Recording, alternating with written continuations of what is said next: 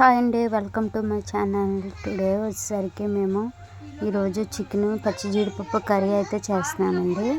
ఈరోజు అయితే నాన్నగారు నాటుకోడి అనేది కోసారండి. చూసారండి, కోడి అయితే నీట్గా కాల్చారు. నీట్గా బొచ్చది తీసేసి బాగా నీట్గా చేశారు. చూసారండి, ఇప్పుడు కొయ్యడానికి అయితే తీసుకెళ్తున్నారండి. ఇప్పుడు కోడిని అయితే నాన్నగారు కత్తితోటి చిన్న చిన్న ముక్కలుగా కోసేస్తారండి. శుభ్రంగా కడిగేస్తున్నారు. నీట్గా కడిగిన తర్వాత మనం అప్పుడు ఒక గిన్నెలో కోసుకోవాలండి.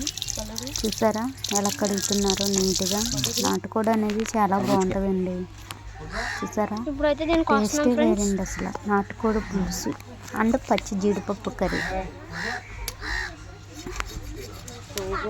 చూసారండి, నాన్నగారు అయితే కోస్తున్నారు. ఇప్పుడు ఒక పక్క అయితే కోసారండి, ఇంకో పక్క కూడా కోస్తారు.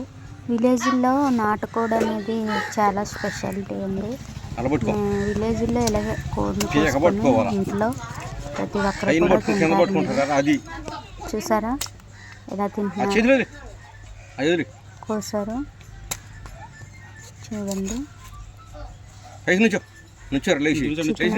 బాగా మెత్తగా ఉన్నదండి. చూసారా, స్కిన్ అది. ముక్కలు అయితే కోసిన తర్వాత ఒక్కొక్కటి కోస్తున్నారు. అయ్యండి, చూసారా. కోసిన తర్వాత మనం కర్రీకి కావాల్సినవన్నీ మేము రెడీ చేసామండి. నాన్నగారు చికెన్ కోసి వచ్చేసరికి అన్నీ రెడీ చేసారండి. రెడీ చేసిన తర్వాత ఇప్పుడు దాంట్లో ఉన్న వేస్ట్ అయితే ఏవైతే ఉన్నాయో అవి సపరేట్ చేస్తున్నారు. సపరేట్ చేసిన తర్వాత ఇవ్వండి కోసేస్తున్నారు. ముక్కలుగా చిన్న చిన్న ముక్కలుగా కట్ చేసేసి ఇచ్చేస్తున్నారు.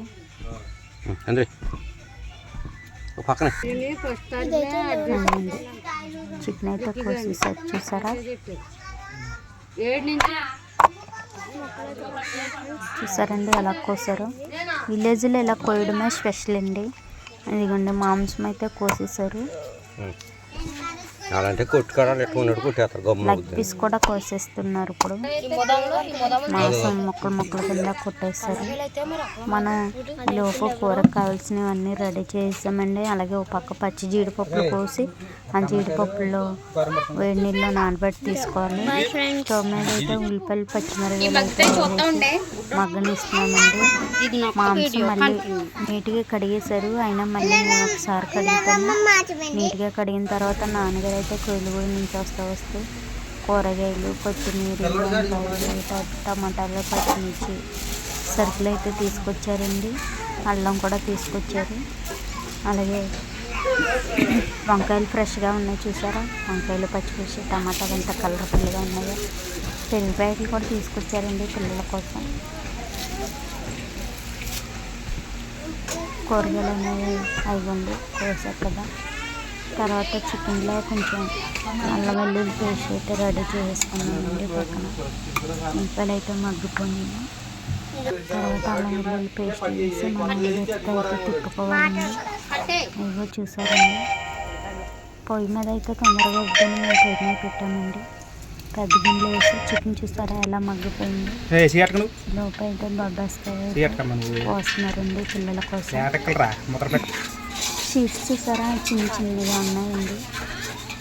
పిల్లల కోసం అయితే కట్ చేస్తున్నారు. ఈ లోపల కూర అయితే అయిపోయిందండి. కారం సరిపడగా వేసుకొని మనం ఎక్కువ తినేవాళ్ళు ఎక్కువ వేసుకోవచ్చు, లైట్గా తినేవాళ్ళు లైట్గా వేసుకోవచ్చు అండి. కారం వేసి మనం తిప్పేసుకొని దాంట్లో కొంచెం వాటర్ పోసేసుకొని పచ్చి జీడిపప్పు ముందుగా రెడీ చేసుకున్నాం కదా, ఆ పచ్చి జీడిపప్పు అనేది వేసేసి కొంచెం వాటర్ పోసిన తర్వాత పచ్చి జీడిపప్పు వేసిన తర్వాత కొంచెం మూత పెట్టేసి 2 మంటలు తగిలిస్తే జీడిపప్పు కూడా ఉడికిపోద్దండి. చికెన్ కూడా ఉడికిపోద్ది. ఆల్రెడీ బాగా మగ్గిపోయింది కాబట్టి కొంచెమే వాటర్ వేసుకున్నాం మేము. పచ్చి జీడిపప్పు వేసిన తర్వాత మూత వేయకుండా ఒకసారి అలా గట్టి పెట్టకుండా అలా తిప్పుకోవాలి. తిప్పిన తర్వాత మనం ఇప్పుడు పప్పాయి పండు అయితే కోసారు. ఇదిగోండి ముక్కలు అయితే కోసేసారు. చికెన్ కర్రీ అయితే అయిపోయింది. లాస్ట్గా కొత్తిమీర అయితే కొంచెం వేసుకుంటున్నాము. కొత్తిమీర వేసుకుంటేనే చికెన్ కర్రీ అనేది టేస్ట్ ఉంది. కర్రీ అయితే అయిపోయిందండి. చూసారా, వీడియో నచ్చితే లైక్ చేసుకోవడం మర్చిపోకండి. సబ్స్క్రైబ్ చేయండి ఫ్రెండ్స్. బాయ్.